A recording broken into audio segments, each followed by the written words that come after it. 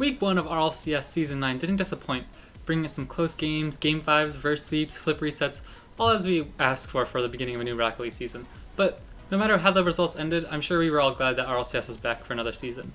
So let's get into the Week 1 recap. Like I said, there were some close games, and some of them I'm sure we were all kind of surprised to see be that close. And NA definitely didn't disappoint with their first two games.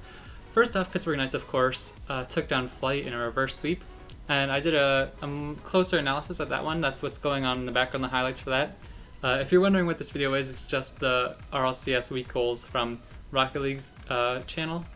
And so yeah, 3-2. Flight really didn't look that bad. Seabass had some really clever plays, but overall it was Pittsburgh Knights just underperforming. They played really bad on the transition and basically only went for like solo plays, and they didn't even like have the control necessary, I guess, to end up like forcing quality 50-50s. A lot of time they just gave away possession for free.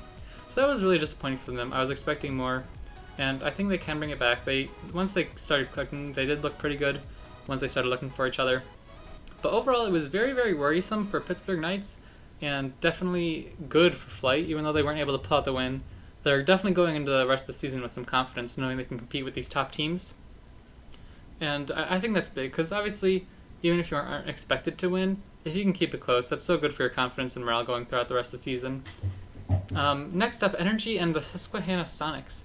Now, this was a Game 5, but the Sonics only scored twice in the first 3 games, and they still ended up taking it to Game 5. And the first goal in Game 1 was literally an own goal from NRG, so they only scored once on their own in the first 3 games, and they still took it to a Game 5. So that's... I'm not going to read too much into this going to Game 5, because I really think Energy played way better. And there's some talk about Justin having a quiet day, and he did. He didn't have any, like, insane... He didn't have an insane series, but he's still a great player, and throughout the rest of the season, if you give this kid the ball, he's going to make plays. You know, it's undoubtedly going to happen. So, I think, obviously, it's worrying that they couldn't score in that first game, because they absolutely dominated, and then ending up having to go to Game 5 is scary, but they looked in control of the entire series.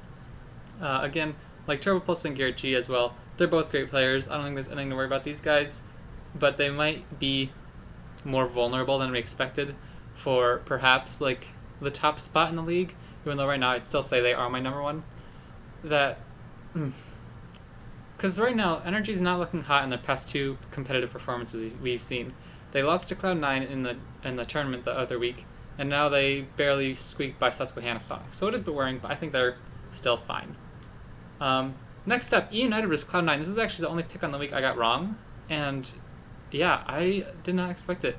I was really hoping for a Cloud9 comeback this year, but I don't think we're going to get it. Like, I was really disappointed. E United really walked over them and really impressed me, actually. They scored 3 goals, 1 goal, 3 goals in their games, which isn't bad at all, and only held Cloud9 to a goal a game on average. So really impressive. These guys looked really solid.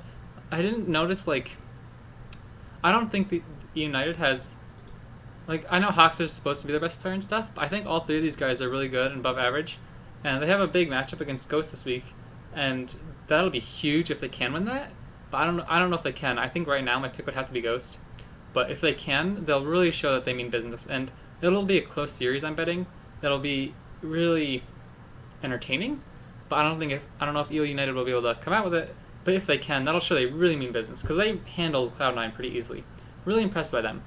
And then Space Station Gaming, Ghost Gaming. I thought this was the best game of the week in NA as far as quality of play went.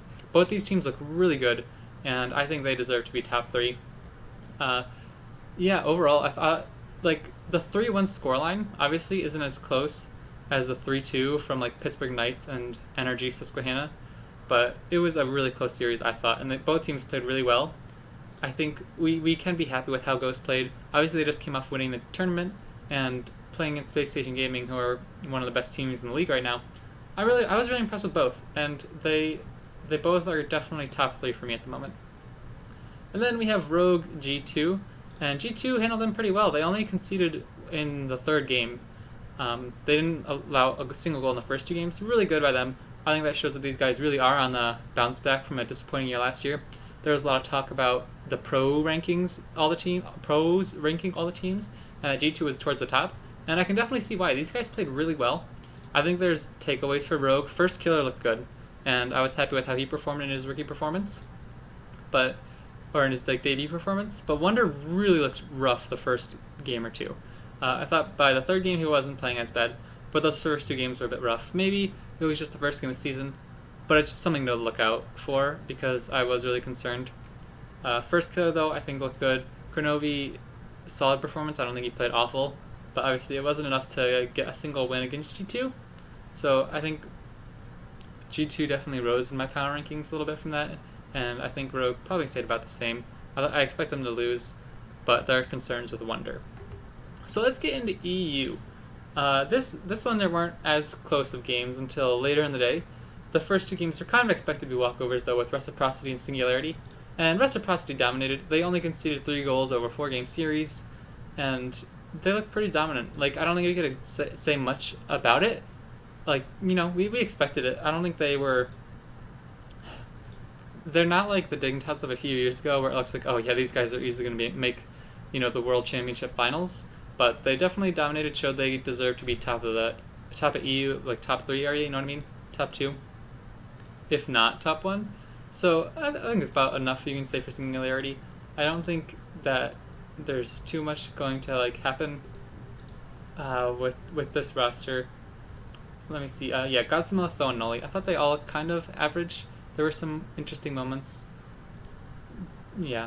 I'll move on to the next one before I spend so much time on kind of an easy game. Vitality, Endpoint. I expect more from Endpoint this season than I do from Singularity, but Vitality handled them pretty well. Yeah, I thought Endpoint put up a decent fight though. They Game 1 and Game 4 were only 1-goal losses for Endpoint, so they kept it close against Vitality. I do think Vitality looked pretty rough with Alpha 54 in there instead of Scrubkilla.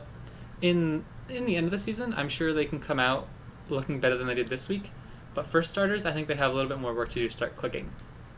So I'm hesitant to move them down in my power rankings at all until they lose. They're still winning. But yeah, it was closer than I think we might have expected.